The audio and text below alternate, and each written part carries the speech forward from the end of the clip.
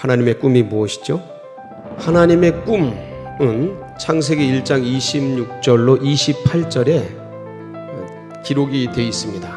하나님이 지으신 인간, 하나님의 대리 통치자, 이들이 하나님이 만드신 만물을 어떻게 하는 거예요?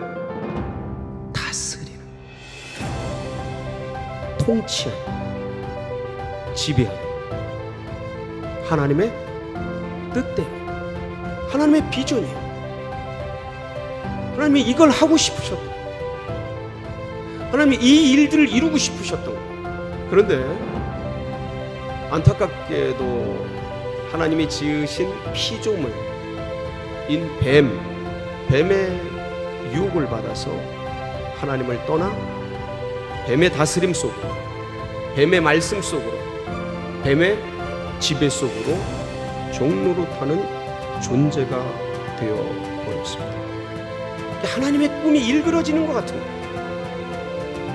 하나님의 비전이 무너지는 것 같은 거예요. 그런데 결코 하나님의 섭리의 역사는 멈추지 않으시고 그 하나님의 꿈이 한 사람 한 사람에게 계대가 됩니다. 아브라함에게, 이삭에게, 야곱에게, 꿈의 사람 요셉에게, 마침내 모세까지 에덴 동산에서 아담과 하와를 통해 하나님의 나라를 일구시기 위해서 선악과로 언약을 맺으시고 계약을 맺으셨다면 이제 다시 이스라엘 백성들, 노예 백성들, 연약한 백성들 택해서 하나님의 나라, 하나님의 민족 제사장 나라 삼으시기 위해서 모세를 통해 이스라엘 백성들을 끄집어내시고 시내산에서 이들과 계약을 맺으셨어요. 그 계약이 뭐예요? 시내산 언약이에요. 하나님의 백성이 어떻게 살아야 될지, 이 약속대로 살면 제사장 나라가 된다라는 그런 언약, 하나님께서 에덴 동산에서 아담과 하와와 선악과 언약을 맺으십니다. 다시 이스라엘 백성들과 하나님이 시내산에서 율법 언약을 맺으셔요. 다시 예수 그리스도께서 믿음의 백성들과 팔복 언약을 통해 하나님의 백성들을, 하나님의 교회를 교회되게 하기 위해서 이 말씀을 우리에게 주신 것이에요.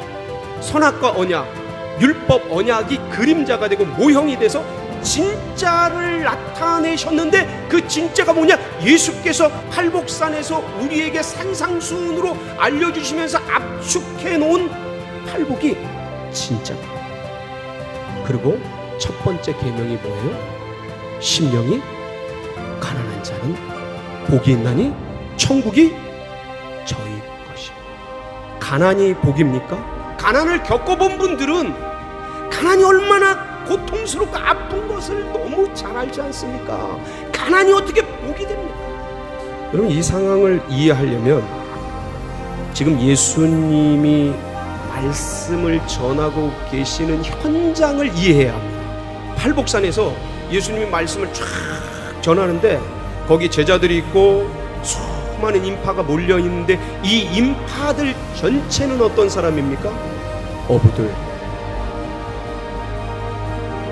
세리들, 창기들,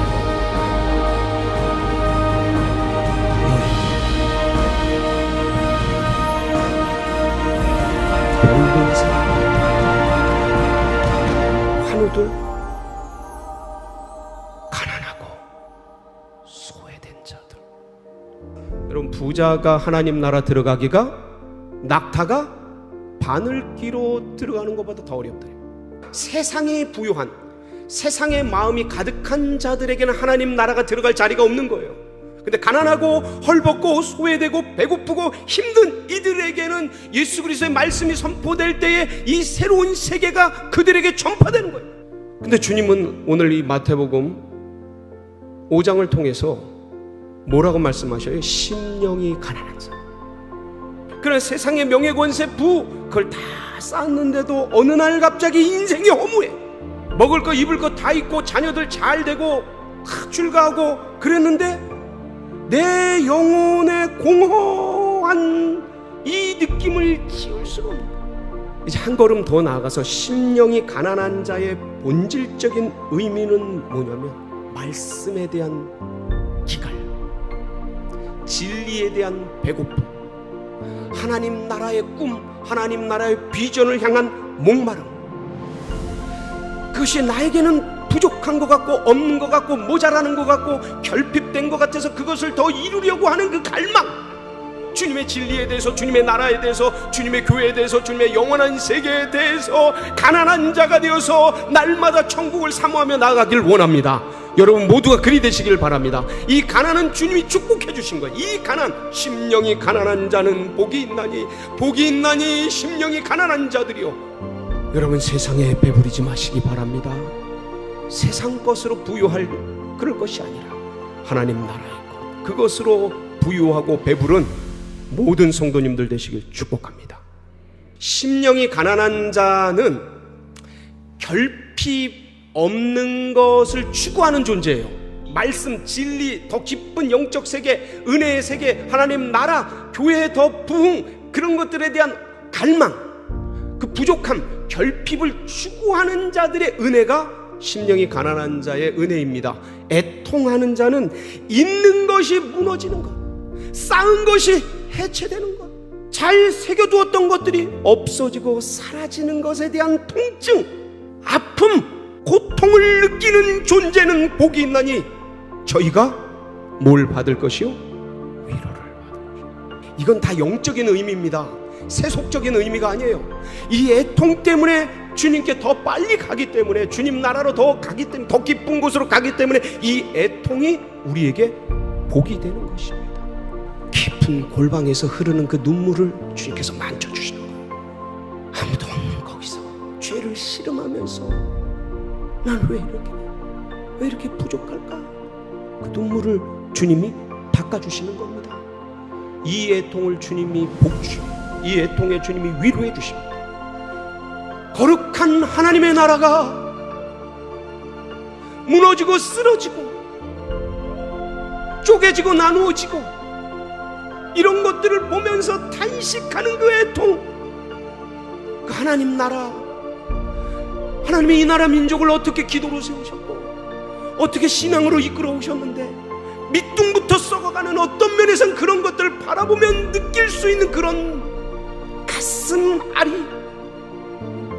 그 눈물, 그 탄식, 외침, 하나님의 교회가 통째로 무너지고 있는 그 모습을 바라보면서 절규하면서 막고 선 그 아픔, 사라지고 무너지고 깨어지는 이런 걸 보면서 가슴앓이하며 눈물을 흘리며 통증하는 그 애통, 애통하는 자는 복이 있나니 하나님께서 저들을 위로해 주십니다. 즐길 거 많고 쾌락을 즐길 거 세상에 많습니다. 그러나 주님 나라가, 하나님의 교회가, 하나님의 회성들이, 내 아들 딸들이, 내 남편 아내가 세상으로, 세속으로 그걸 바라보며 눈물을 흘리며 애통하며 간구하며 기도하며, 그러한 자는 주님께서 복을 주시고 놀라운 은혜로 함께 주실 것입니다. 그걸 향해 심령이 가난한 자, 애통하는 자가 되어서 달려갈 길을 달려가는 우리 성도님들 되시길 축복합니다.